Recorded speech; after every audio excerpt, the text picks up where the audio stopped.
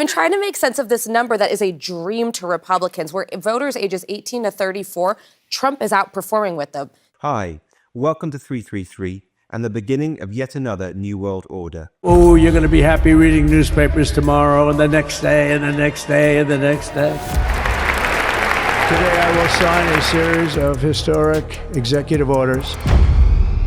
So, from Hillary Clinton's global village to Donald Trump's village people, both the narrative of America's checkered history and the possibilities for its future seem to have changed overnight.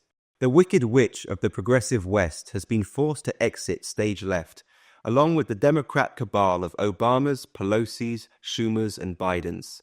The new, orange-haired Wizard of Oz now cranks the levers and lets off steam, as many wonder what truly lies behind the curtain. And as soon as I leave, I'm going to the Oval Office and we'll be signing pardons for a lot of people, First off are the presidential executive orders, with around 100 announced by Trump since his inauguration, and 24 already enacted, the highest number completed by a president on their first day in office.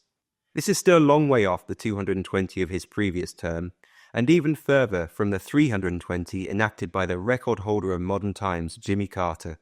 Some of the more notable orders include the withdrawal from the WHO, in part due to its failed handling of the COVID pandemic, withdrawal from the Paris Agreement, in part because it hinders US industrial expansion, the hot-button topic of gender, with the recognition of only two sexes which are, quote, defined based upon the reproductive cells at conception, the ending of DEI quotas and considerations in government professions, and new policies concerning immigration, including the declaration of a national emergency at the southern border, and the removal of automatic US citizenship for babies born to illegal migrants. Pardons are another area of presidential privilege. Trump has indicated that he will pardon many of the Jan 6th protesters and/or rioters, some of which have been imprisoned for the last 4 years.